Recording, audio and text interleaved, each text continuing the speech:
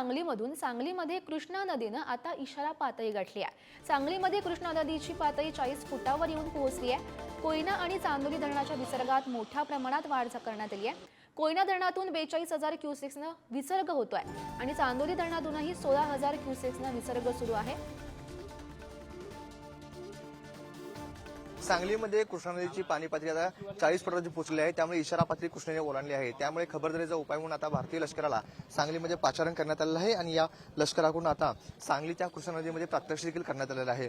सांगलीच्या कृष्णेची पाणी पातळी इशारा पातळी ओलांडल्यामुळे सांगलीतील सूर्यवंशी प्लॉट, काकानगर, हनुमाननगर, कर्नाळ रस्ता या परिसरामध्ये मोठ्या प्रमाणात पाणी शिरलेलं आहे। सध्या आपण कर्नाळ रस्ता या ठिकाणी आहोत आणि या कर्नाळ रस्त्यावरती आता हे प्रात्यक्षिक केलं जाणार आहे। भारतीय जवानांचं 100 जणांचं पथक आता सांगलीमध्ये दाखल झालं आहे आणि या पथकाकडून पूरबाधित भागाची पाहणी केली जाणार आहे। सांगलीमध्ये कृष्णा आणि वारणा या दोन्ही नद्यांच्या पाणी पातळीमध्ये सातत्याने वाढ होत आहे।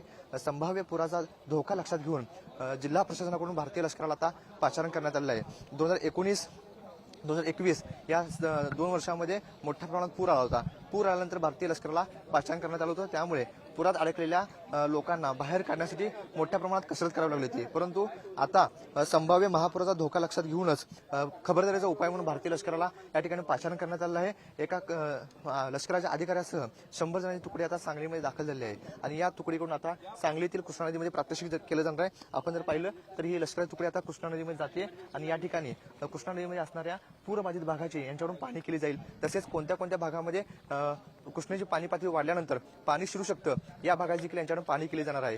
जर सांगलीमध्ये कृष्णेची पाणी पातळी वाढली तर तातडीने यांच्याकडून आता पूरबाधित नागरिकांचं स्थलांतर देखील करण्यात येणार आहे। कॅमेरामॅन ओंकार वळवडेसह स्वप्नील पाटील, पुढारी न्यूज, सांगली।